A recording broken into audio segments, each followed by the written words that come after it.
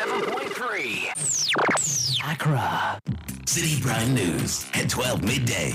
Updates you on all the running stories and connects you to the newsmakers. Citi News.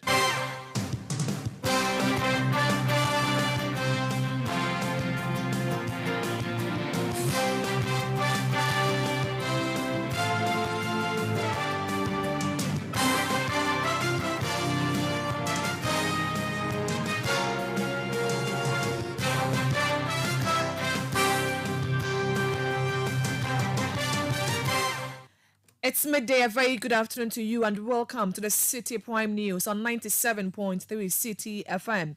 We are live from our studios at number 11 Dr. Martin Loop in Adabraka, Accra. The news is also live on all our partner stations across the country and around the world. We are live on citinewsroom.com. My name is Hawa Idrisu Mustafa and this afternoon I'm here with Charles Owosukumi. Coming up, NADMO directs persons living in areas not affected yet by the spillage of the Akosombo and Kpong dams to move as government works to support affected victims. The first issue is to make sure we rescue people and make sure everybody is safe. Meanwhile, your family and friends radio station Citi FM has embarked on a crucial campaign to receive relief items for victims affected by the spillage. Citi is asking you to send in order of priority water, sachet or bottled, food, preferably canned, tin food, packed food, or basically non-perishables. Also coming up, Health Committee of Parliament gives a 24-hour ultimatum to management of the Kolebu Teaching Hospital to reopen the renal units to outpatients. People's conditions are being worsened. People are being pushed to their early grave, and we think that it's unthinkable. It is insensitivity of the highest order, and it must not be tolerated. We want to hear that within the next 24 hours, the renal unit of Kolebu has been opened. Still ahead, Office of the Special Prosecutor revokes freezing order on 5 bank accounts of embattled former Minister for Sanitation and Water Resources, Cecilia Abna Dapa. And later, Gomoa Porting Polyclinic in the Central Region urgently seeks expansion amid concerns over shortage of bed at the facility. So God forbid a mass situation comes calling, we'll be found wanting. So my appeal, if they could grace us with a facelift, if they could come and construct some wards for us. All that and more on Citi Prime News, which is live on all our affiliates across the country. In the Western region, we are live on Premier FM 100.5 in Takoradi and Beach FM 105.5 also in Takoradi. Bono region, this is Greener FM 95.9 in Sunyain. Ashanti region, Orange FM 107.9 in Kumasi. Volta region, Global FM 105.1 in Ho. Adanu FM 107.7 in Adaklu Waya. Northern region, Diamond FM 93.7 in Tamale. Upper West, Westlink 88.1 in Laura. Upper East, Source FM 100.1 in Boko. Northeast region, Scarp FM 101.3 in Nakpandui. Citi Prime News at 12 midday. Updates you on all the running stories and connects you to the newsmakers.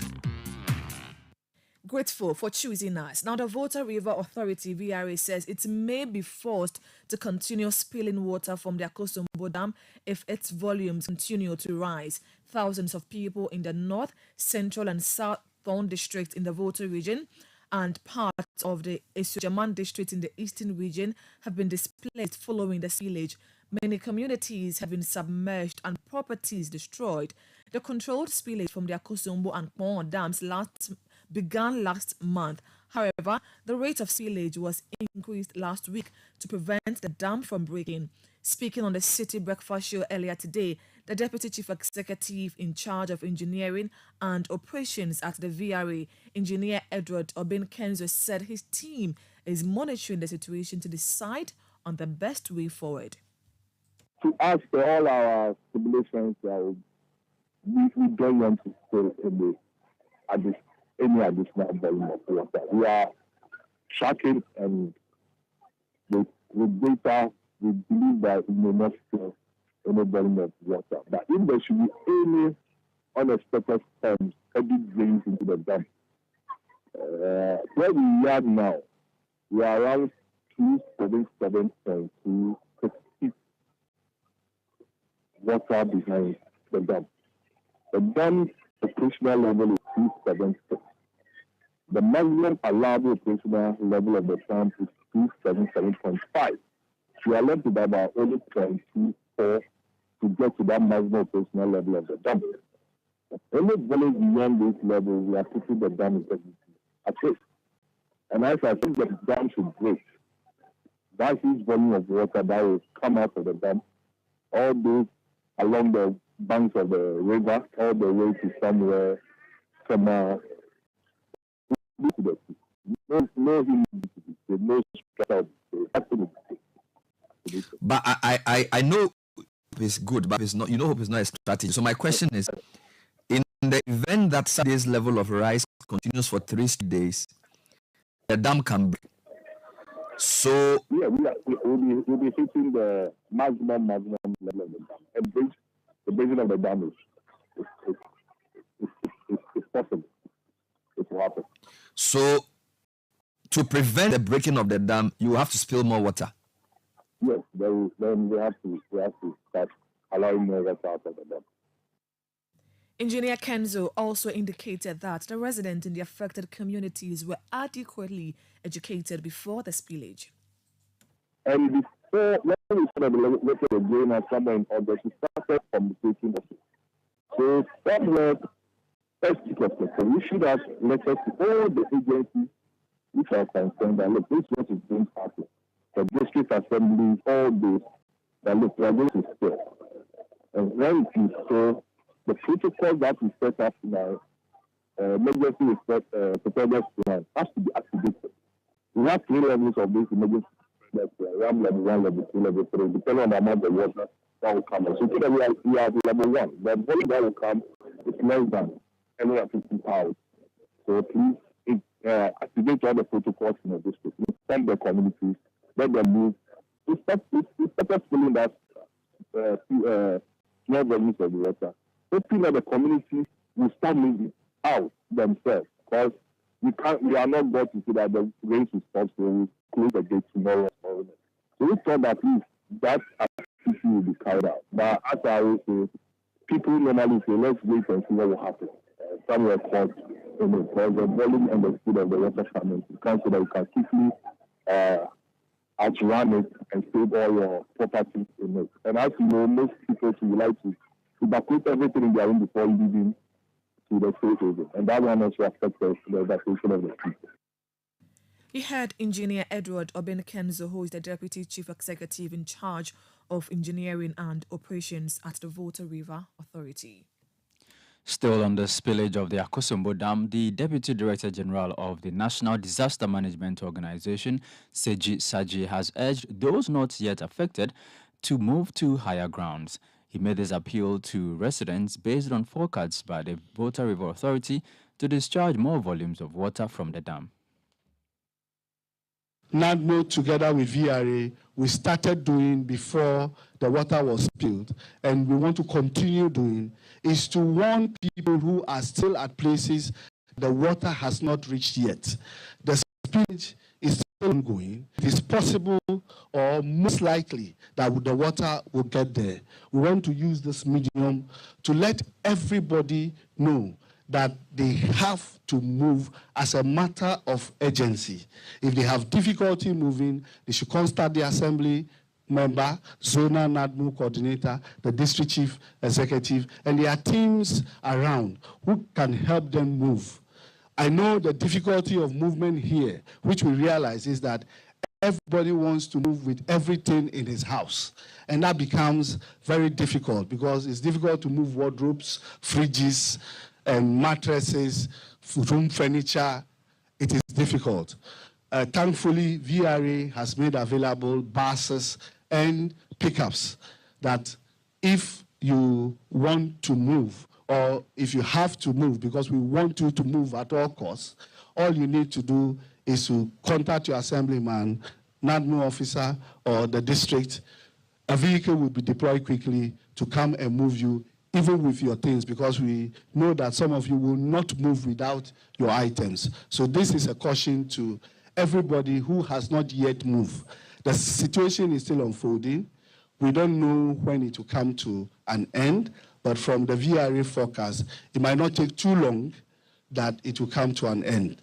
We just pray that the volume of inflows upstream into the reservoir will reduce. If that starts reducing, we'll start seeing a reduced spillage, and we'll all have our lives back. You heard the Deputy Director General of the National Disaster Management Organization, Citi Prime. Now, still on the spillage, an environmental scientist, Professor Chris Gordon, says the spillage is necessary as there could be dire consequences if the VRA fails to spill the excess water. All the animals are also being affected. The health hazards, as pointed out by the environmental health people, are also there, but it could be much worse. This thing could be like the dam that broke in, I believe, was it Libya? Yes, Libya. Yes, it could be, it would wash away millions of people's property and lives. All the tourist resorts that we have spent money to try and develop would go. And if the drainage was not fast enough, it would even go round the Shire area down to the Dafuenya side, which was all the original floodplain of the Volta. So this is something that we have to take as a national emergency, and VRA are trying to protect life and property as much as possible. I served on their environmental management program for the Lower Volta, and I know how much time and effort they put in trying to safeguard people's lives. So please, what we are seeing now is nothing to what could be if they do not take these preventive measures.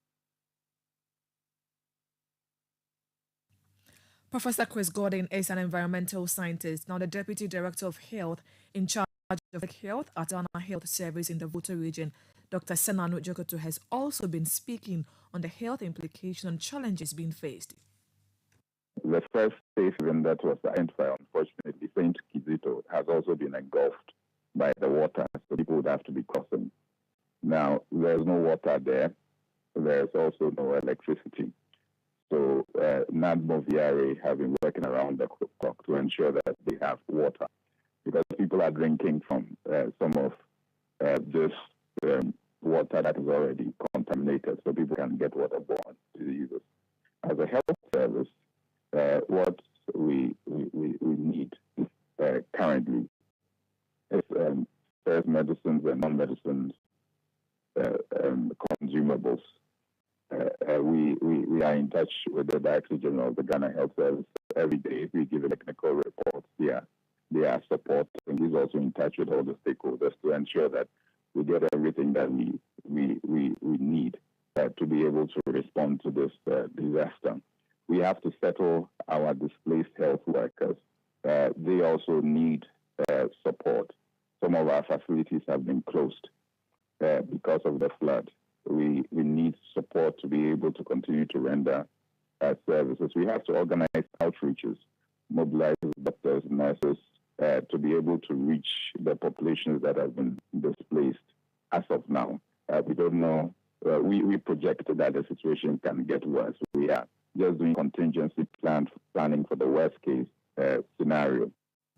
Dr. Senanu Jokoto is Deputy Director of Health in charge of public health at the Ghana Health Service in the Volta region. Now, the Interministerial Committee established by President Akufo-Addo and other stakeholders are currently in Mefe, located in the North Tongue districts of the Volta region, to engage with flood victims and also provide relief support. During his address to the community, Deputy Minister of Energy Andrew Ejapamesa emphasized the government's commitment to mobilize and relocate affected residents to higher grounds. He acknowledged the extent of the devastation and assured the community that the Volta River Authority would extend timely assistance through its disaster fund. VRA has launched a comprehensive relief effort which includes distributing essential supplies and relief items to communities in the path of the rising waters.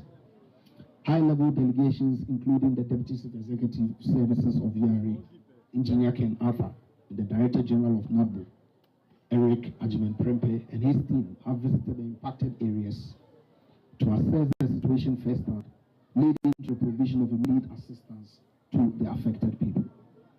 Furthermore, extensive community education and awareness is conducted to inform residents about safety protocols and actions they should take to minimize the risk of these rising waters. Local authorities, including the MMDAs, actively engaged with these communities to facilitate their relocation to higher ground, ensuring their safety throughout the prolonged operation. The combined effort of VRA, NADMO, and the various stakeholders aim at alleviating hardships the affected communities face and reinforce their resilience in the face of this natural occurrence. That was the Deputy Minister for Energy, Andrew Ejapamesa. Now, in the interim, a temporary health facility has been established to address the healthcare needs of the flood victims. The mental health coordinator for the North Tongue District has reassured the community of their preparedness to address any health complications that may arise. You know, with this, it comes with a psychological problem. So I am here to give them psychosocial support as a mental health officer. So that is what I am doing. Have you interacting with them so far? Have you heard some of them saying they are traumatized by the situation? Yes. We started the clinic Friday. So Saturday, I went around. I talked to a few people, and I realized most of them are having some psychological distress. First, my property is gone. How will I get it back? So some of them are having minor depression. So through that, I talk to them, I counsel them, I give them the hope. And one thing too is the fear, the unknown fear. They don't know what the future has for them. So by all means, everybody is having some psychological problems. So distress. So we are helping. And you mean that you are expecting some kind of walk-ins, like some kind of health implications, like what? Like diarrhea, cholera, or typhoid. They will come. Are you adequately prepared here to handle these issues? This is just a first aid. Let me put it down. Because if it's beyond us, we'll refer to the bigger facility, which is the Catholic Hospital. So we are here for the immediate problem, so that the ones that we cannot handle, we refer. You heard the mental health coordinator for the North Tongue District, MFA Hogba. Let's now go to the Volta region and speak to my colleague Fred Duho, who has been monitoring the situation from last week. Good afternoon to you, Fred. Many thanks for joining us. We understand the president is expected in the community this afternoon. Has he arrived yet? The president is yet to arrive. Per the information I'm taking from government officials, he's supposed to arrive here latest by 1:32 p.m. and to engage with the people himself. He's going to come in a chopper, hoping to assess the situation from the aerial view. So generally, the president will be coming to this community, but his lieutenants are on the ground. Lieutenants, I mean his ministers and other state agencies that matter in this issue are currently here to speak with the people. What has been the level of engagement since the Interministerial Committee tasked to distribute the relief items arrived in the community? Well, so as we speak, the officials that took the lead to the community are currently distributing relief items. I see them give out a number of things they brought to the people: bags of rice, toiletries, a number of other relief support that can hold the people. In the meantime, we had some brief engagement, community engagement took place a while ago, where the officials from GRA, officials from the Energy Ministry, Info Ministry, NADMO, they are all present on the ground as stakeholders to ensure that everything goes on well. We have the deputy GRA boss here, who can probably introduce himself officially and tell us what to expect in the coming days. Welcome to Citi News, sir. Thank you. My name is Edward Obin Kenzo, Deputy Chief Executive, Engineering and Operation. Okay, so the question that you asked is, what should we expect in the coming days? I would say that the indication shows that we are getting to where we expect to get. The inflows into the dam is reducing. We are tracking it. And our data indicates that from this time up to the end of October, the inflow into the dam should reduce. So as I said earlier on, the level of the dam today is 277.29 feet. The maximum operating level of the dam is 277.5. So we have a room of only 0.21 feet.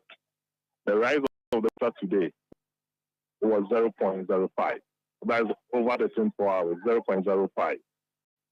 Meaning that compared to the previous day, which was 0.1, and the day prior was 0.12, which indicates that the water is really receding. The inflow into the dam is receding.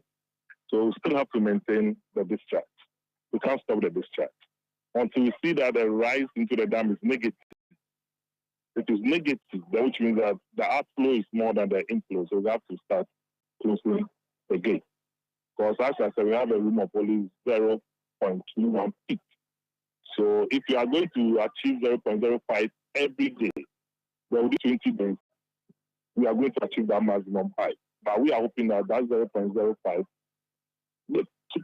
tomorrow, the data that will come with the rise will tell us that we are really on track in receiving receiving lower volumes of water into the lake, and that will make us take the next move in how to store the dam. Barring all unforeseen circumstances and ceteris paribus, all things being equal, in how many days are we hoping that things will normalize? Okay, as I said, yesterday the rise was 0.1, today is 0.5. So if today, from today to tomorrow, if the rise should be 0.02, which means that it's going. So if this trend should continue, and I could say that maybe in a week's time, we should be hitting a zero rise. And from zero, we are going to the negative. So as I said, maybe in 2 weeks' time, we should see that we are coming back to the normalcy operation of the dam, and maybe the gate closing may start.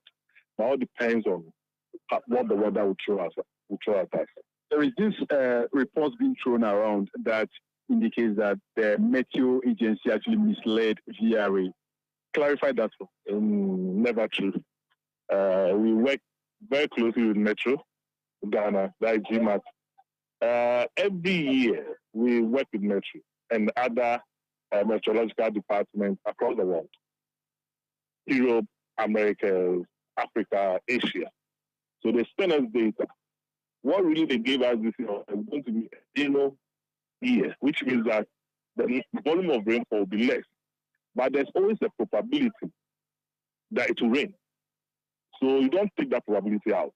So if your confidence moves to that probability of maybe 40% to rain, then you know that the rain is coming. So you just have to position yourself well.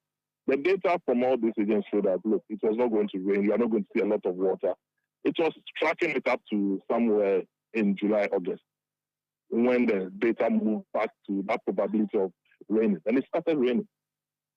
So Metro did not mislead us. We knew this. That's why we even started the downfall simulation with me.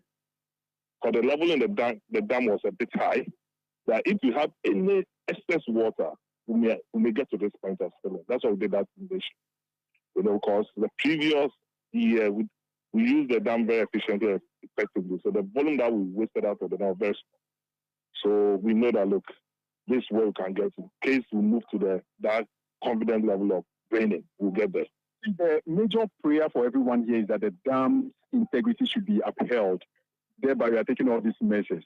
In the worst case scenario, that this dam that was built some decades ago should break, what becomes of our situation? Why are you not advocating for, in the interim, let's map out some plans to even build a future dam? If in Kumasi era we have this, today, why are we building other dams? Okay. As I said, 2010 was the last time that we stole from the dam. The levels were very low, but we were able to achieve a lot of water. We did some control spilling. The flood was not like this, but the volumes were very small. The dam, breaching the dam, there's a probability for it. It can happen. But the designers also saw that, look, because the dam can breach, they have to put in a factor of safety. So they gave us 12 gates, bay 1, bay 2. Each bay has 6 gates. When I open the gate fully, I can discharge 500,000 cubic feet of water. If I should open the 2 bays, I can discharge 1,000 cubic feet of water. So no matter what water will be thrown at me at this time, to make sure that the dam integrity is at stake, I have to open another 12 gates, which is 1,000 out. So I'm spilling only 180 now. So if the 1,000 should come out, downstream is going to be affected. A lot of damage will occur. So we have protocols to make sure we safeguard the dam. But looking at the downstream, if you want to protect the downstream, and then anything should happen, that has to do with the dam breaching, which we know will not allow it to happen, not get there. If it should happen, and something nobody can put his mind, the devastation will be very great. Because the amount of water behind the dam today is 150 billion cubic meters. The amount of water we are spilling is 4,800 cubic meters, which is about 1 millionth of a percentage.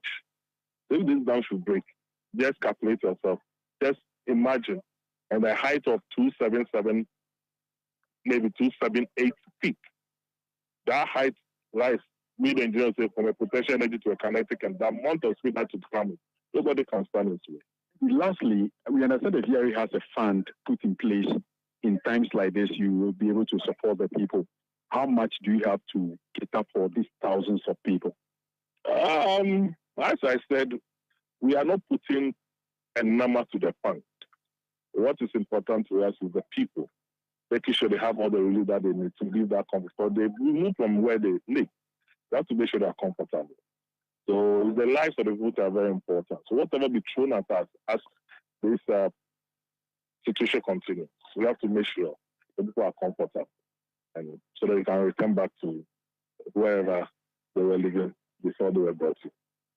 I mean, what would be the highest you can probably give when buildings are collapsed? Can you, in effect, build the houses for the people? I think that one is not something that we are contemplating. After the part, we'll sit down and talk about those ones. I'm grateful for your time. Thanks for speaking to us. So how are you heard the Deputy CEO of VRA speaking to us there, indicating from all indication that hopefully all things being equal, they can do within the next 1 week.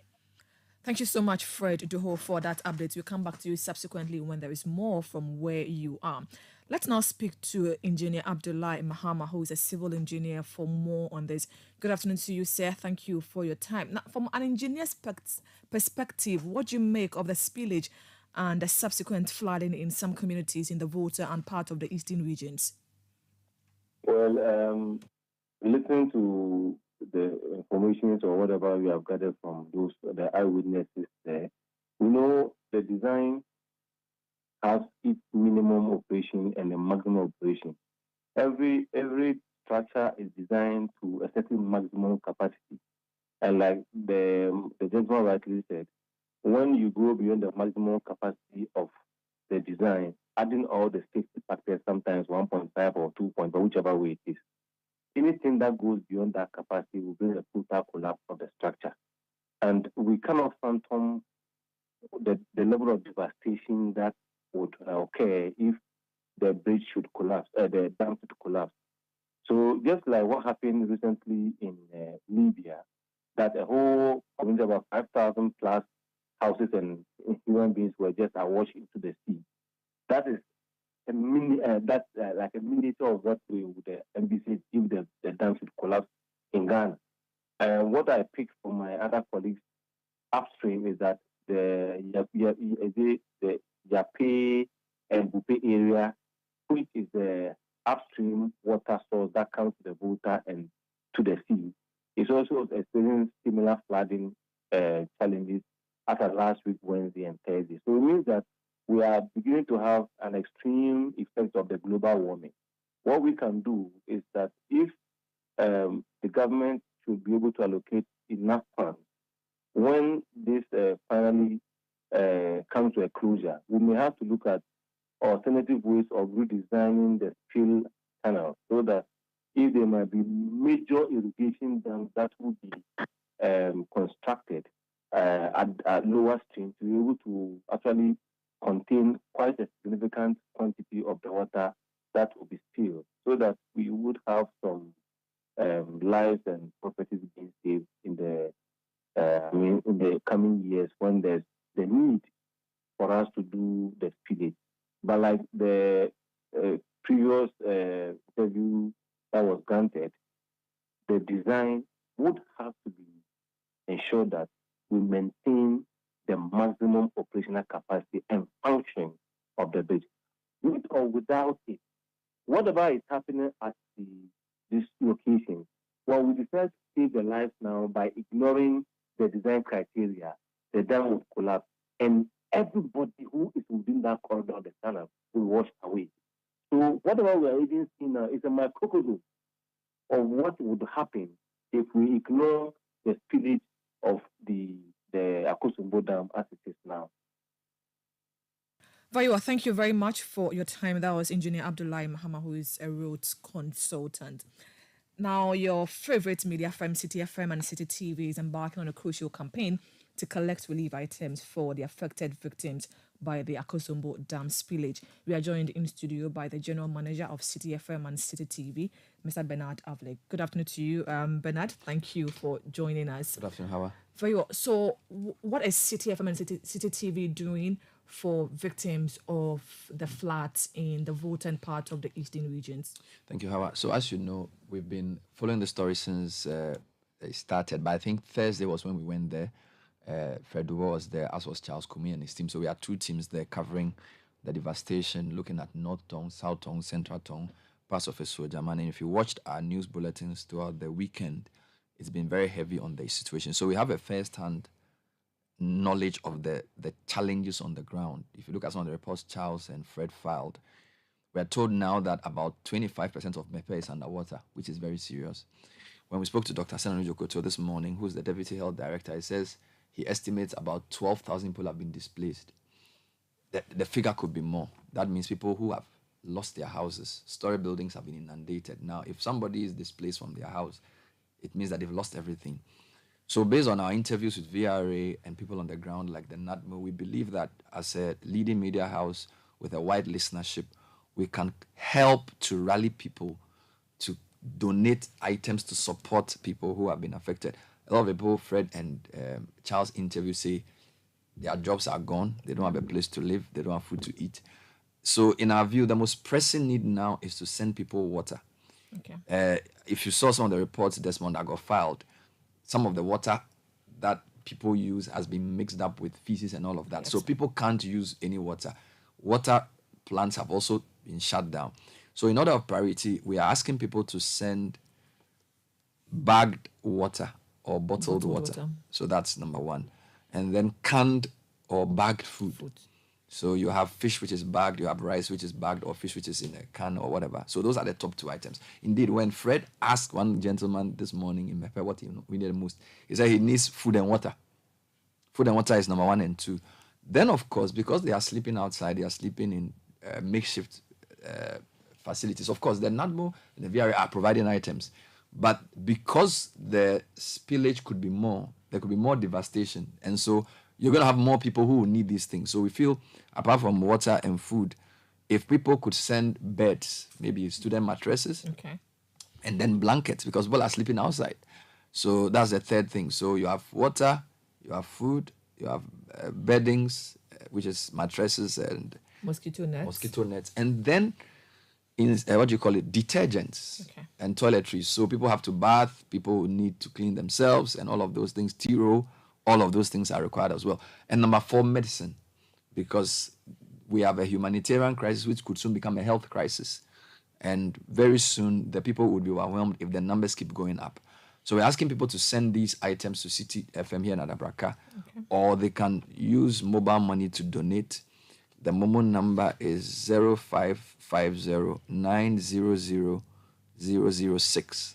The number again, Bernard. 0550-900-006. So that's our Momo number to send money to donate. This is Citi FM Foundation trying to rally support so that we will send as much as we get to the people, and hopefully we'll save some lives and we'll help people to recover from the devastation they've gone through. This is an emergency, but how quick do we need these items and monies? Well, for me, I think as quick as yesterday. We've been there since Thursday. Charles is here. He will tell you what he saw. He was climbing a ladder to somebody who was sleeping on a roof. Imagine if you're sleeping on a rooftop and it's raining. So for me, even if you have tents, you have things you can bring, we will send them as quickly as we can, and we'll keep sending, because as I speak to you, Fred is back there. Umaru Sanda is gone back to Suchari area. So it's a big effort. So if you have 3 of our top reporters who are focused on this story alone, it should tell you how big it is. So as soon as we get the items and they are substantial, we'll send them to the people and come back and collect more. Thank you, Bernard. So you can donate to Citi FM, which is behind Adabraka Police Station, and the Momo number again is 0550-900-006, 0550-900-006, and the account name is Omni Media. Please reference flood support. Thank you in advance for supporting a worthy cause. This is still the Citi Prime News on 97.3 Citi FM. My name is Hawa Idrisu Mustafa, here with Charles Osu Kumi. Still to come, Health Committee of Parliament give 24-hour ultimatum to management of the Kolebu Teaching Hospital to reopen the renal units to outpatient. We have details of that plus other stories coming shortly. Please don't go away. Citi Prime News at 12 midday. Update you on all the running stories and connect you to the newsmakers. Isn't it amazing how something as simple as clean hands can change the world around us? Let's take a moment to appreciate the power of clean hands. Imagine the possibilities when you keep your hands clean. Allow me to remind you of some 5 instances when clean hands can make all the difference. Before indulging in your favorite banku, gobe or wache. After a visit to the restroom. While caring for a loved one who needs your support. Right after you sneezed, coughed, or handled a tissue. And every time you touch public surfaces. Think about it. Clean hands mean our children can go to school without worries, our hospitals can provide top-notch care, and our workplaces can thrive. These moments might seem trivial, but they keep you and those around you safe and healthy. This message is brought to you by WaterAid Ghana. Follow us on social media for more tips on hand hygiene. Citi TV is live on DSTV, GoTV, and HD+. On DSTV, find us on channel 363. On GoTV, we're on channel 117, and on HD+, get us on channel 108. On a digital TV, run a new search, but take note that without an antenna, you cannot access Citi TV. Citi TV can be accessed on any free-to-air digital box like the GoTV and HD+ boxes. Citi TV, it's your world.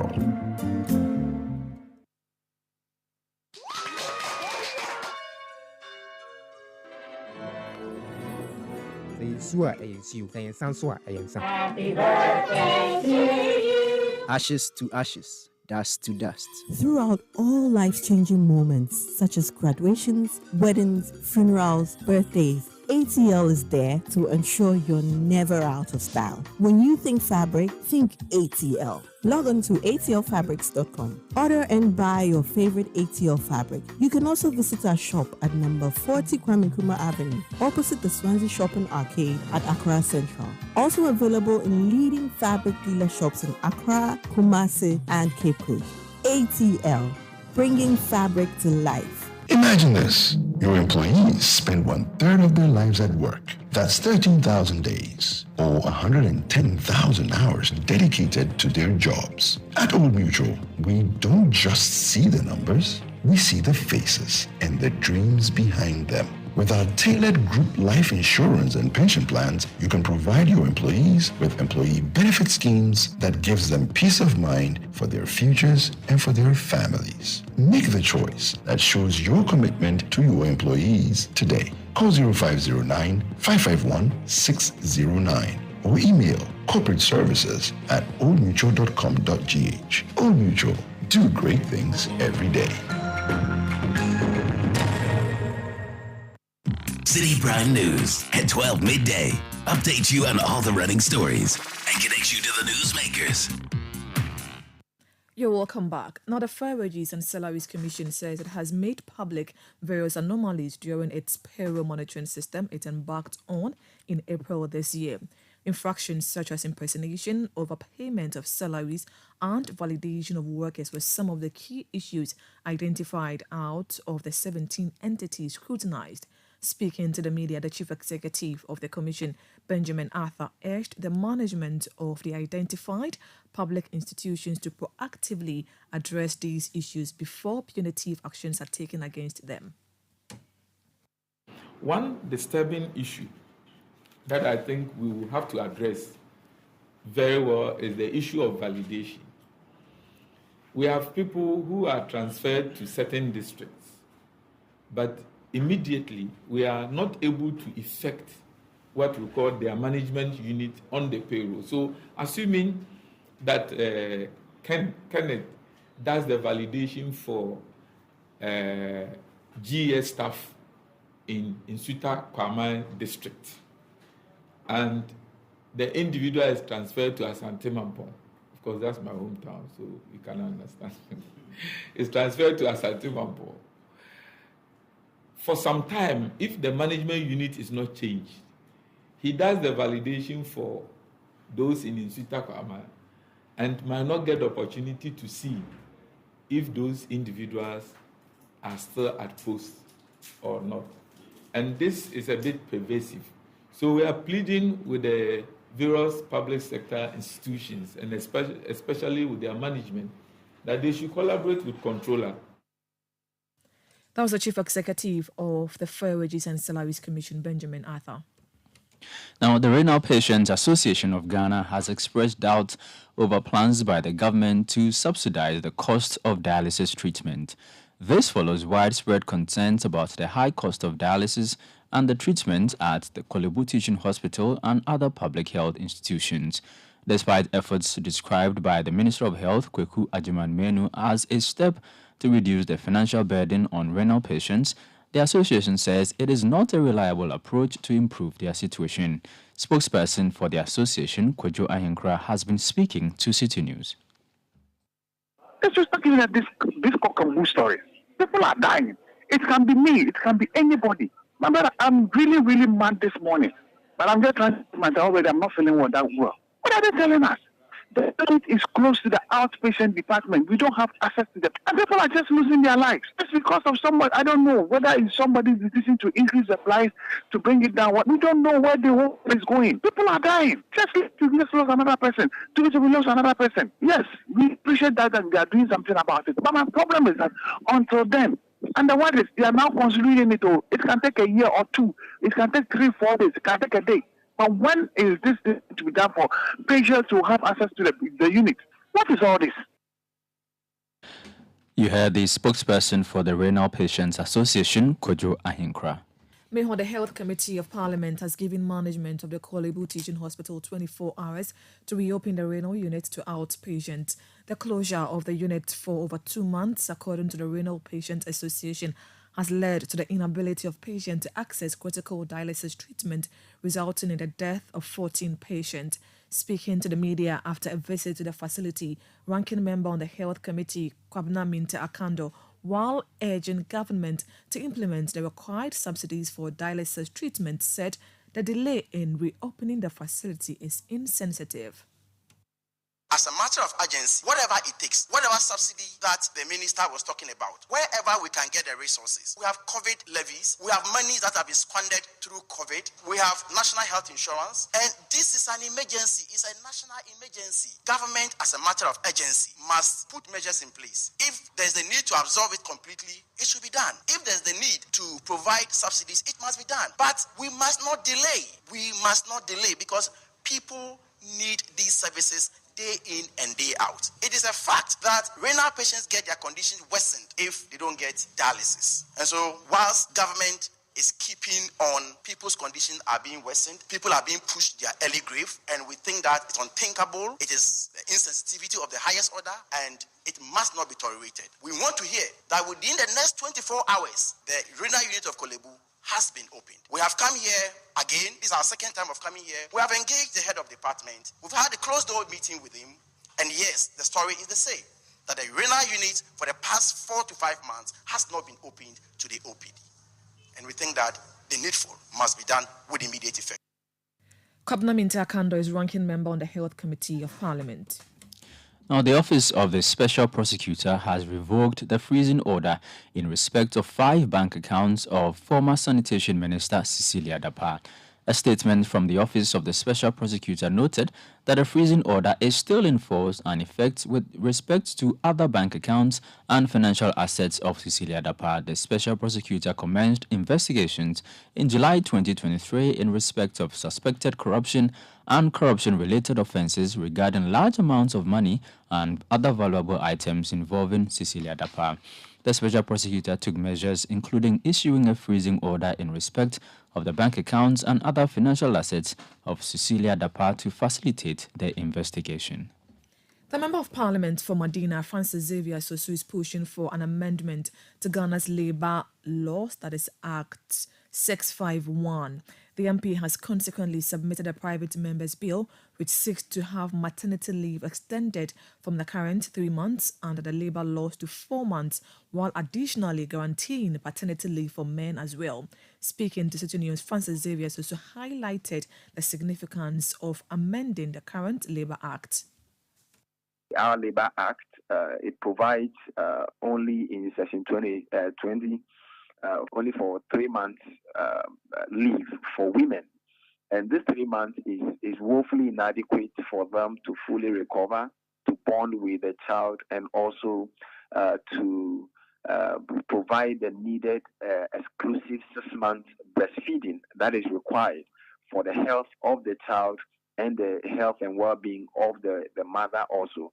And so this is why it has become very, very necessary that I propose this amendment to the Labour Act so that for all working class women, we will remember to work around together to increase their leave period from 3 months to 4 months. And in the same vein, you will realize that it is a bit discriminatory that you have maternity leave and you don't have paternity leave. At least men would be entitled to some paternity leave also because it helps the men to provide the needed support and assistance to their wives. Francis Xavier Sosu further indicated that the amendment bill is a step to eventually have working women have 6 months maternity leave for exclusive breastfeeding.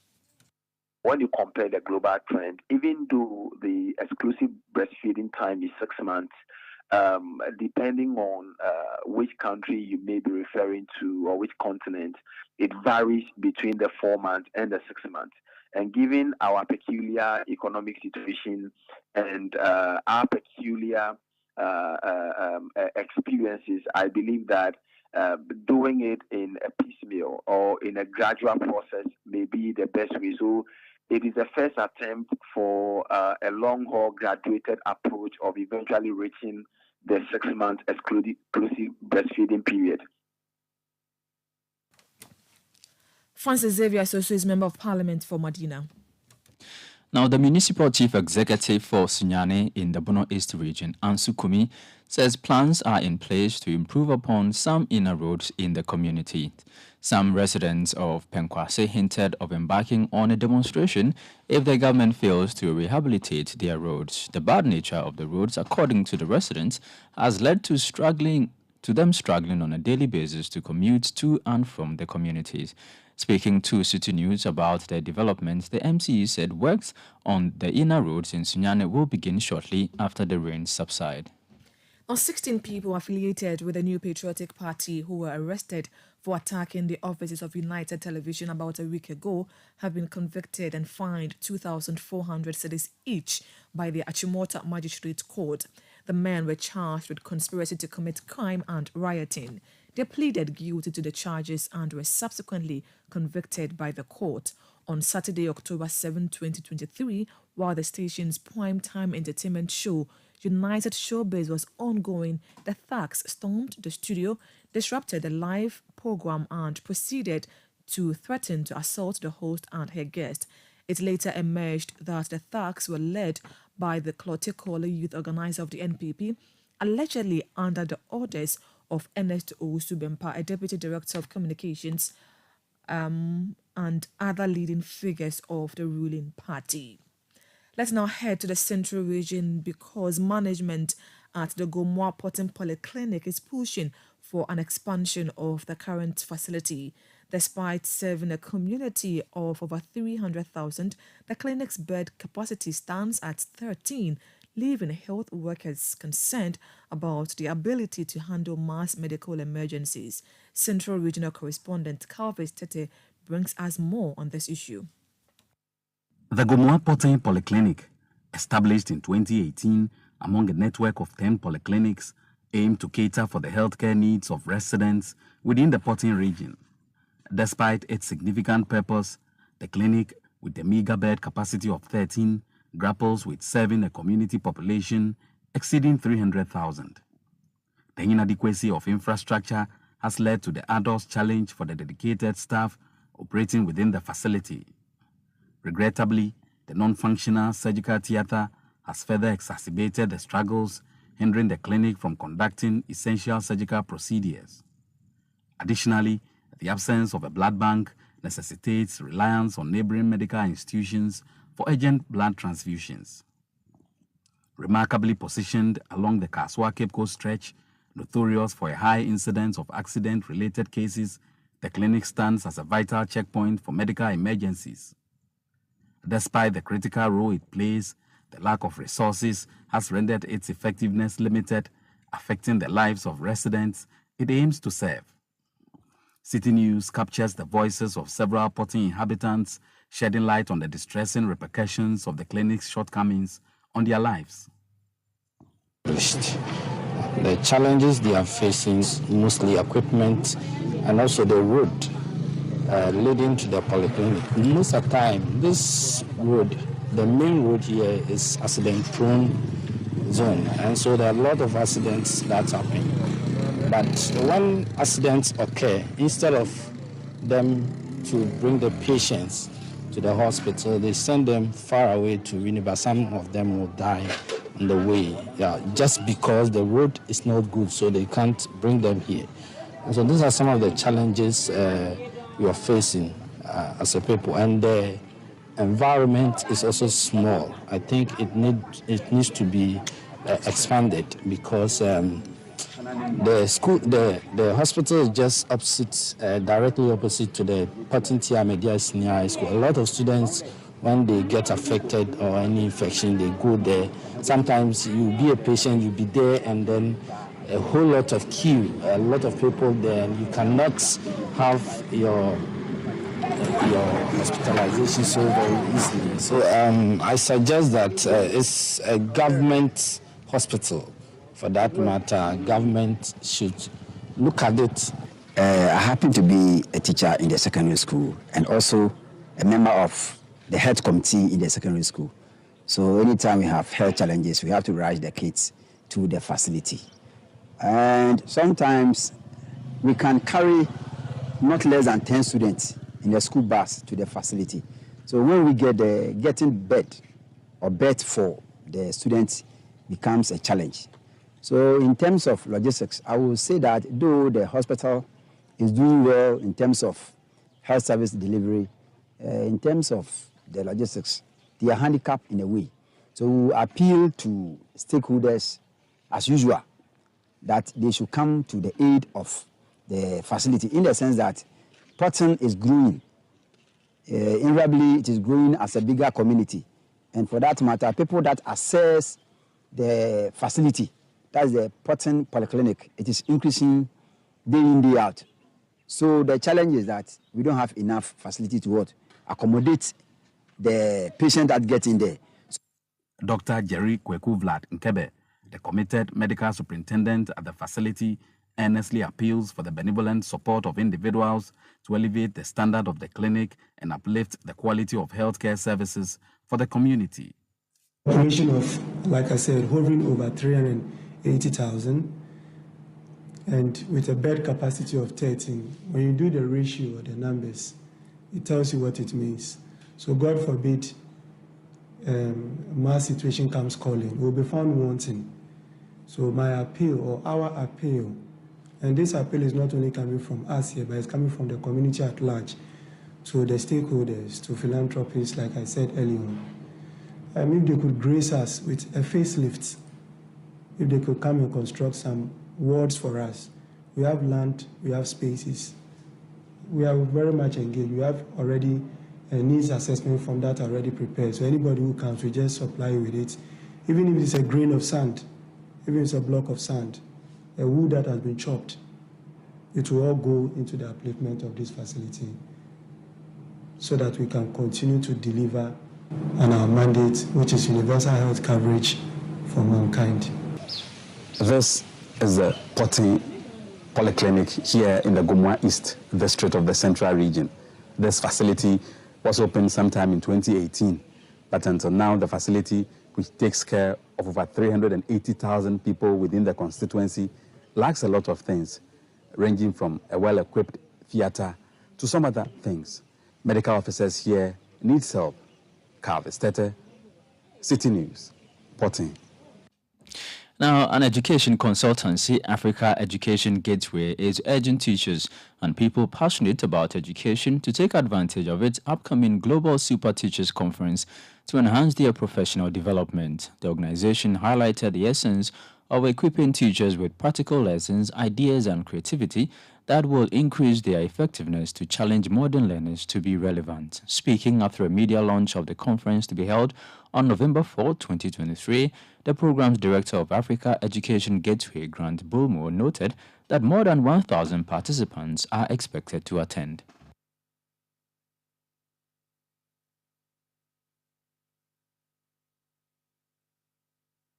And the conference are in two parts. We have the virtual element and then also the in-person. The virtual is on Zoom, which comes on from the 4th of November 2023, which is a Saturday, where we meet to unveil all the programs. And it continues from Monday, the 6th of November, all through to 10th of November, all on Zoom, from 5 p.m. GMT to 8 p.m. GMT. And there are different topics, including special needs. So parents, you are having a special needs child. You don't know how to manage it. There's a time we will talk about that. You are thinking of how do I use ICT to deliver teaching. There is a session on that. You are thinking about how do I inculcate personal finance in my curriculum as a school leader. There's a space for that. You are thinking about managing children behavior. So we've got different topics, various topics that would enable them to go and do things much better. The venue is the UPSA. We're expecting no less than 1,000 people on the day. Grant Bulmo is the program's director of Africa Education Gateway. Now, the chairman of the National Democratic Congress in the Ododo-Diodio constituency, Paul Obli-Laye, is urging all parliamentary candidate aspirants and their supporters to reject violence. This call comes as the party plans to hold parliamentary primaries on October 31, 2023. It follows a recent incident where thugs stormed the Greater Accra Regional Office of the NDC during the vetting of parliamentary candidate aspirants for the Ododo-Diodio constituency. They vandalized property and assaulted a journalist from Citi FM, Citi TV during the incident. In an interview with Citi News, Mr. Obli-Laye stressed the importance of unity within the NDC. And that's how we end today's edition of the Citi Prime News, which has been live from our studios in Adabraka, Accra. The news was also live on all our partner stations across the country. Please log on to citinewsroom.com for more stories. My name is Hawa Idrisu Mustafa, and I was here with Charles Owusukumi. Edna Agnes Boache is up next with the afternoon's edition of Citi Business News. Many thanks for doing the listening. Do have a great afternoon.